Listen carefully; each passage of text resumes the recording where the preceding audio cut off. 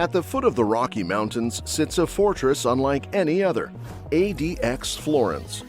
Reputed as the most secure prison on the planet, this penitentiary is designed to hold some of the most dangerous inmates in total isolation.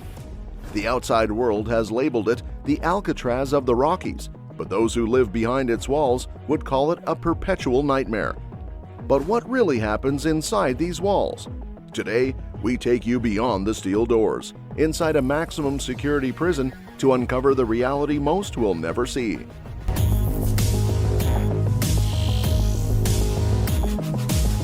The Alcatraz of the Rockies.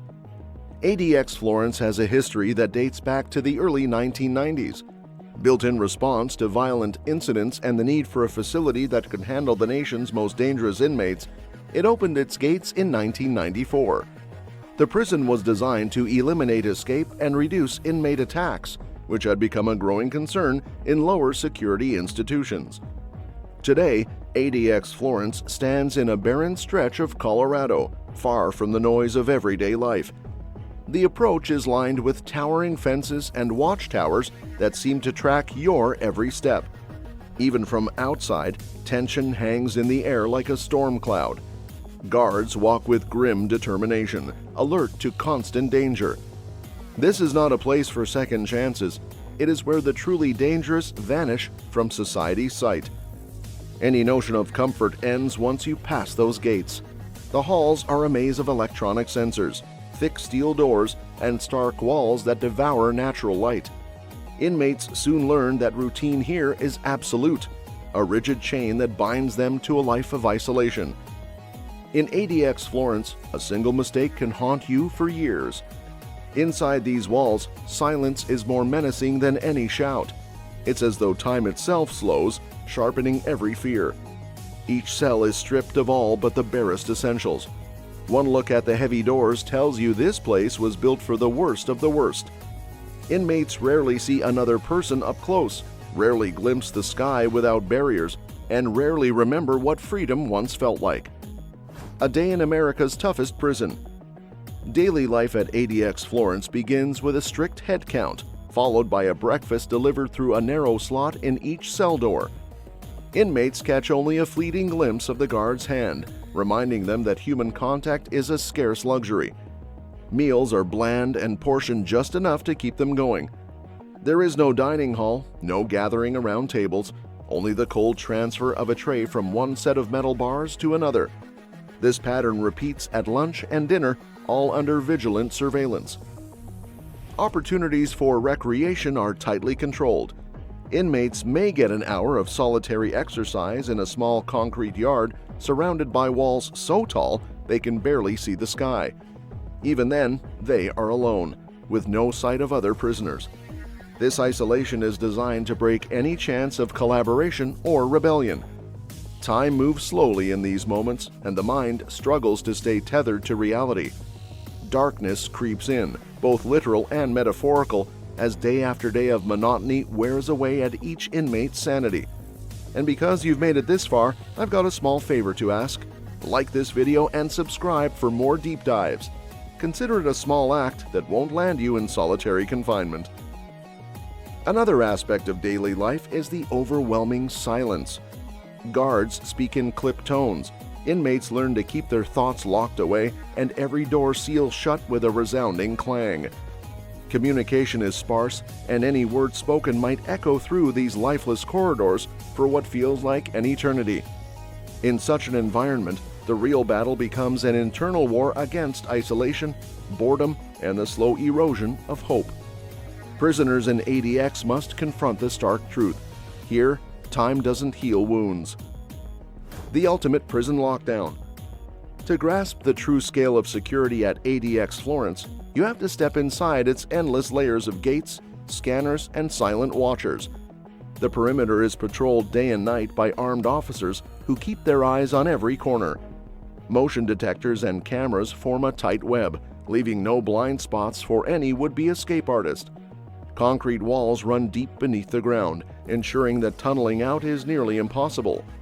Every detail, from the reinforced steel of the doors to the placement of razor wire, is carefully designed to deter even the most cunning mind. The real heart of the prison's security, however, lies in its intelligence network. Prison officials monitor phone calls, letters, and any form of communication with surgical precision.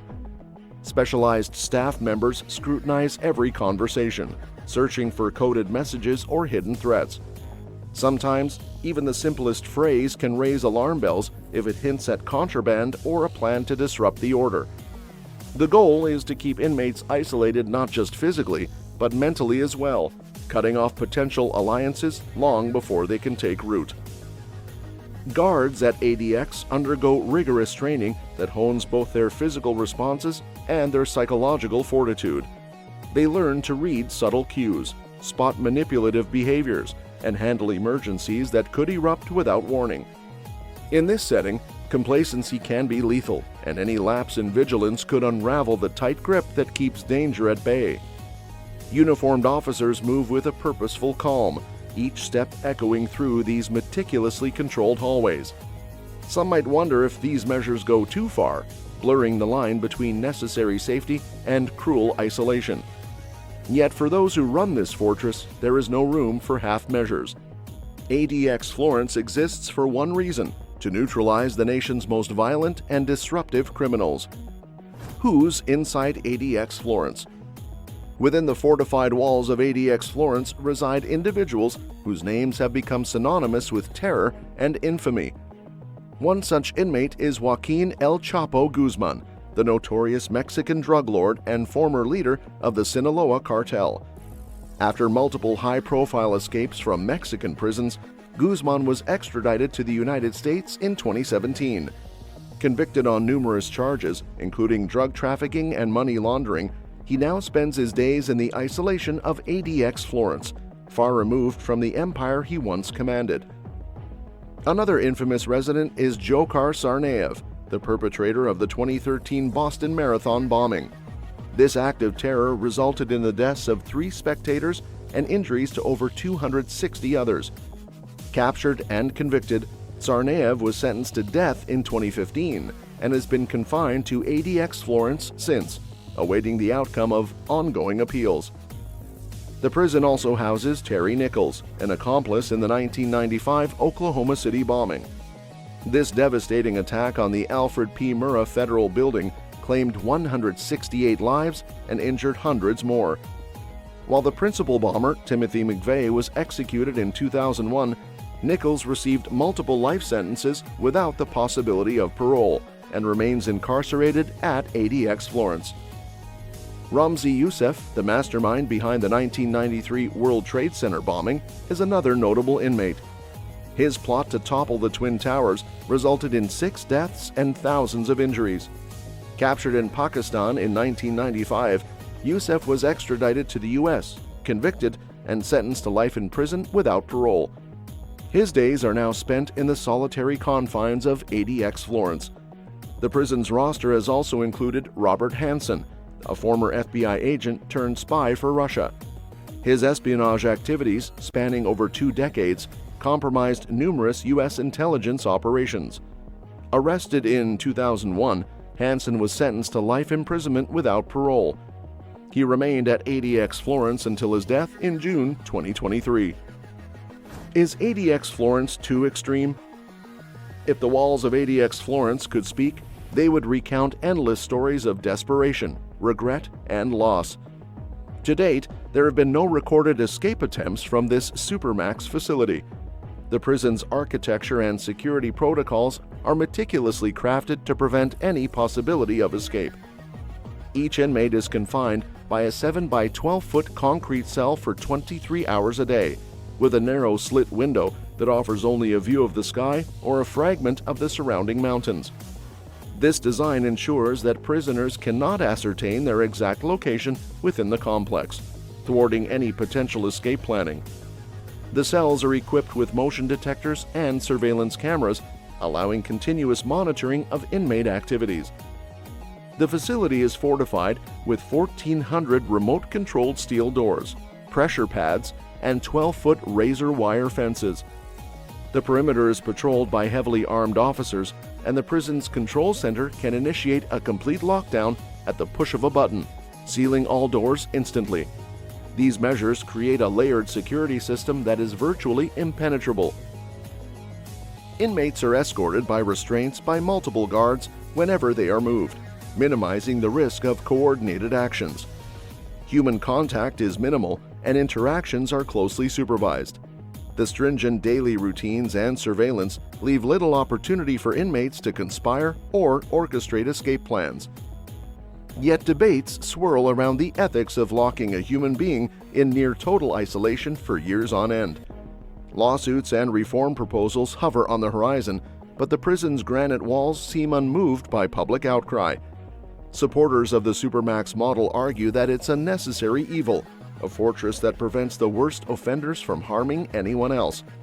They point to reduced violence within these confines as evidence that, for all its grimness, ADX Florence works.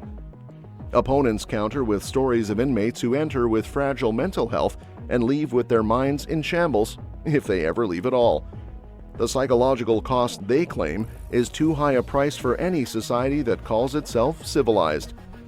If you had to pick one thing to take into an ADX Florence cell, what would it be? Let's see your answers in the comments. And while you're at it, give this video a like and subscribe for more deep dives into the world's most secretive places.